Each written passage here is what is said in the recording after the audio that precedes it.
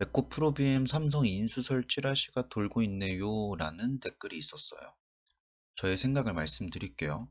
일단 삼성과 에코프로비엠은 굉장히 긴밀한 관계를 오래전부터 유지하고 있습니다. 이게 뭐 1, 2년이 아니고요. 2008년부터예요. 2008년부터 거래를 시작을 했고 그 이후에도 꾸준하게 지금 소통을 하고 합작 법인까지 설립을 한 상태입니다. 이게 이름이 좀 헷갈리게 만들어 놨는데 에코프로 EM이란 합작 법인을 만들어 놨어요. 에코프로비엠이랑 삼성 SDI랑 각각 6대4 비율로 투자를 해놓은 회사이고요. 최근 공시에서 그들의 움직임이 나왔습니다. 보면 얼마 전에 22일 날 유상증자 결정이 되었어요.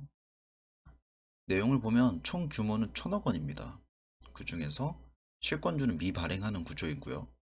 여기에 보시면 에코프로 EM은 에코프로비엠과 삼성 SDI가 6 그리고 40 6대4 비율로 출장한 그런 회사이고요. 사실상 이걸 보면 예를 들어서 에코프로비엠이 한 1000 규모의 양극재를 생산해야 된다라고 했을 때 그 비용 중에서 40% 정도는 삼성 SDI가 우리가 대줄게. 대신에 양극재만 잘 갖다 줘. 이렇게 계약을 맺은 거죠. 이에 관련된 자세한 공시를 보려면 관련 공시 2022년 2월 21일 날 나온 걸 보면 됩니다. 아래 있는 내용은 뭐 양극화 물질 2차 전지 소재 생산 판매 사업을 하는 에코프로 EM 대표자는 박종환이고요. 이걸 보시면요. 에코프로비엠이 이미 600억 규모를 EM에다가 넣어줬습니다. 그리고 이 중에 400억도 SDI를 통해서 들어와요. 그러면 EM은 지금 1,000억 원 규모의 자금을 조달받은 거죠. 이걸로 회사의 캐파를 늘리는 그런 행위들을 할 겁니다. 자, 구조가 굉장히 복잡하잖아요. 그러니까 결국에는 에코프로비엠이 1,000억 원이 필요해요. 양극재 만들고 뭐 캐파 확대하느라 1,000억 원이 필요한데 이거를 삼성 SDI가 400억 정도 대주고 에코프로비엠이 600억을 쓰는 겁니다. 왜냐? 왜 SDI는 이렇게 400억을 넣냐? 어차피 얘네가 400억 넣어가지고 만들어진 물질들 지네가 써먹을 거니까. 양극재 물질을 공급하는데 차질만 없으면 된다. 내가 400억 투자해 줄게. 라는 개념으로 가는 겁니다. 자, 그럼 여기까지는 왜 지금 삼성 SDI에서 이런 유상증자를 통해서 400억을 조달을 해주는지. 이유는 양극재에 대한 본인들의 수요가 확실히 있기 때문에 공급을 확정짓기 위해서 이렇게 자금을 투자해 주는 겁니다. 자, 그러면 이제 본론으로 돌아야겠죠.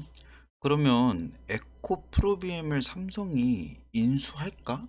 이런 고민을 좀 해봐야 될 겁니다.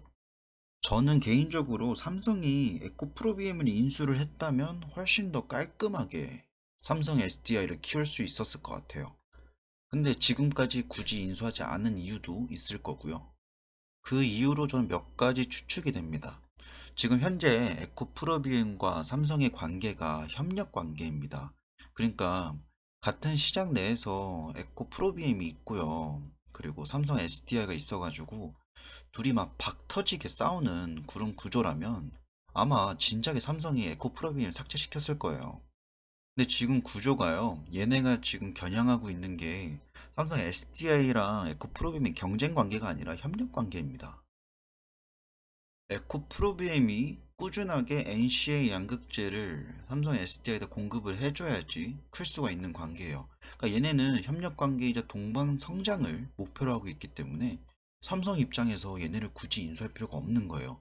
에코프로비엠은 에코프로비엠대로 알아서 크게 냅두고요. 지원해주고요. 삼성 SDI는 삼성 SDI 나름대로 커가는 겁니다. 실제로 얘네의 경쟁사가 일본에 있어요. 그래서 2018년도에 주식을 하신 분들은 알겠지만 한일 지소미아 때문에 협상하고 난리치고 막 무역 경쟁이 일어났을 때요. 그때 관련주로 올라갔던 게 코프로비엠입니다. 물론 그때 뭐 불화수소도 있었고 뭐 무역 경쟁 관련주 해가지고 모나미 볼펜 회사 막 얘네도 올라가긴 했는데 그때 정말 찐으로 관련주 국산화 과정에서 이제 국산 상용화 이 관련주로 올랐던 게 에코프로비엠이었어요. 그러다 보니까 지금 삼성과 에코프로비엠 관계는 우리 둘이 같이 커보자. 우리의 경쟁자는 글로벌이다. 라고 하고 있는 거죠. 2008년부터 둘이 관계를 맺고 있었으니까 만약에 삼성 입장에서 얘네를 인수해가지고 시장에서 삭제시키고 싶었으면 쌌을 때 샀겠죠. 제가 개인적으로 생각을 할 때 어떤 회사가 어떤 회사를 인수할 때의 이유는 한 세 가지 정도 있는 것 같아요. 첫 번째로는 첫 번째 그냥 싸서 이 회사를 내가 예를 들어서 한 1,000억 원 정도면 갖고 와가지고 키우면 나중에 한 2천억의 가치는 만들 수 있을 것 같은데? 라고 생각한다면 인수하는 경우가 있고요. 이게 대표적인 그냥 코스닥 시장에서 많이 일어나는 M&A 형태이죠. 싼 기업 인수해가지고 키워서 나가는 거. 이거는 일반적으로 기업이 하지 않고 사모펀드가 많이 합니다. 두 번째 케이스로는 이 회사가 경쟁사일 때 인수하는 경우도 있습니다. 근데 이건 요즘에 잘 일어나지 않는 것 같더라고요. 제가 최근에 목격한 건 없는데 같은 산업 내에서 뭐 1위와 2위와 3위가 있으면 1위 내가 만약에 한 시장 점유율 30%예요. 2위가 한 25% 됩니다. 3위가 한 7% 돼요. 그럼 저는 얘를 인수해가지고 시장 점유율 37%에서 독점하는 거죠. 이러한 구조가 이론상으로는 굉장히 많이 있는데 실제로 찾아보기가 좀 어려운 케이스긴 합니다. 세 번째, 어떤 회사가 굉장히 작은 회사가 있는데 삼성전자가 있습니다. 얘네한테 계속 납품받고 있어요. 이게 실제로 있는 케이스는 YIK라는 종목을 작년 인수 관련해서 검색해 보시면 나올 겁니다. YIK. YIK가 원래 이렇게 관심 못 받는 종목이었어요. 근데 삼성한테 계속 납품하는 회사였고, 뭐 괜찮은 관계를 맺고 있다가 찌라시가 돌았습니다. 삼성전자가 인수한다. 근데 그 당시에는 YIK가 만들어내는 그 부가가치에 비해서 굉장히 시가총액이 낮았기 때문에 삼성전자가 얘네를 12구조로 인수를 하게 돼요. 근데 보면 지금 에코프로비엠과 삼성 그리고 삼성 SDI 관계가 이 셋 중에 어디에도 해당되지 않죠. 그래서 저는 물론 이제 에코프로비엠이 삼성한테 인수된다라고 하면 초대형 호재죠. 초대형 호재인데 과연 그럴까? 지금 그러니까 2008년부터 2022년까지 그동안에 주가가 이렇게 오르는 과정에서 회사는 꾸준히 계속 성장하고 있었는데 얘네가 인수를 목적으로 두었다면 이미 너무 많은 좋은 기회들이 지금까지 있지 않았을까 라는 생각이 있습니다. 아니 뭐 이럴 수도 있죠. 갑자기 뜬금없게 2008년부터 2022년까지 14년 동안 별 생각이 없다가 갑자기 올해 괜찮은데 해가지고 찌라시 내보내고 떨어뜨려가지고 인수를 한다? 그것도 너무 소설인 것 같아요. 제가 사실은 이 이야기를 다른 영상에서 한번 했었는데 글쎄요. 저는 가능성이 낮다라고 봐요. 그리고 굳이 그렇게 하지 않아도 충분히 괜찮습니다. 제가 볼 때는 삼성은 얘네를 인수를 해가지고 그 비용을 통해서 어떤 가치를 이뤄낸다라기보다는요. SDI랑 얘네 에코프로비엠이 서로 그냥 도우면서 잘 커가는 게 좋다라고 판단을 해서 이 JV에 투자를 한 것 같습니다. 조인트 벤처 합작법인에 투자를 하는 것 같아요. 이걸 통해서 간접적으로 이미 삼성은 SDI가 400억 대주고 얘네가 600억 대줬잖아요. EV를 통해서. EV는 또 니켈 만들어내고요.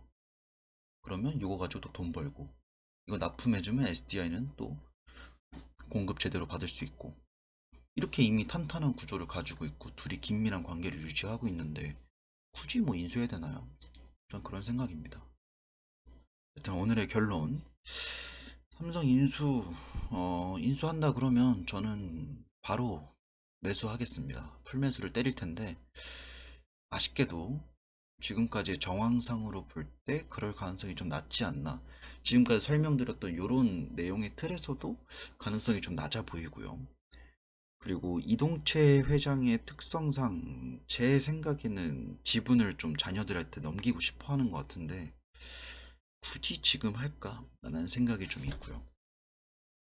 만약에 정말로 이제 대주주 리스크가 경영자의 어떤 부도덕함이 드러나게 돼서 큰 리스크가 발생이 되었을 때 주가가 만약에 엄청나게 빠졌었다면 그러면 아마 삼성이 노렸을 수도 있을 것 같아요. 이렇게 그냥 조인트 벤처 투자하는 게 아니라 삼성이 그냥 맘만 먹으면 솔직히 1년에 남는 돈이 조 단위인데요.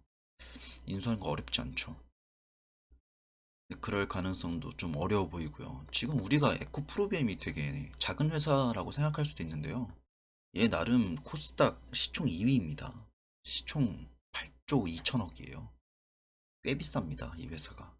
그래서 굳이 이걸 인수하려고 이미 이동채 회장을 비롯한 그 대주주들의 지분율이 50%가 넘어가는데 인수할 수도 없고요. 그냥 산술 계산적으로만 해도 4조가 드는데 시중에 있는 그 주식들을 취득을 하려면 4조 훨씬 더 많이 들죠. 그 찌라시 도는 순간부터 주가가 뛸 텐데. 그럼 그냥 말 나온 김에 만약에 정말로 인수가 된다면 어떻게 될까를 한번 보여드릴게요.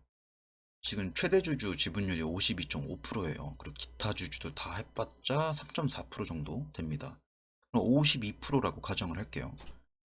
그러면 지금 유통되고 있는 주식들 중에서 개인 주주들이 뭐 여기가 이제 최대 주주 주식이잖아요.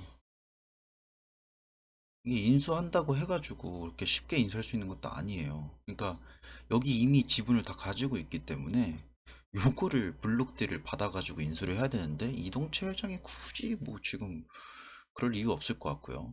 이렇게 안 한다면 시중에서 주식을 구해야 되는데 그럼 개인 주주들 입장에서 각자 가지고 있는 그 한 주 한 주가 귀해지는 거죠. 이거 취득해서 얘네랑 해본다? 안 됩니다. 차라리 구조가 이게 아니라 뭐 예를 들어서 전체 주식 중에서 대주주가 뭐 한 일반적인 건 코스닥 계잡주들 있잖아요. 지분 막 10%도 안 돼요. 그 개인들 막 깔려 있어요. 나머지 다 90% 그냥 유통 주식이에요. 그러면 삼성전자가 들어갈 수가 있죠. 이 케이스가 YIK였습니다. 이렇게 회사를 꽉 잡고 있는 대주주가 꽉 잡고 있는 회사들은 삼성이 인수할 수도 없고요. 지금 상황에선 그럴 필요도 없습니다. 그래서 음, 오늘의 결론, 삼성이 인수할 가능성은 굉장히 낮다. 하지만 인수하지 않는다 해가지고 손해볼 것도 없다. 지금도 충분히 괜찮다. 오늘의 영상 여기까지입니다.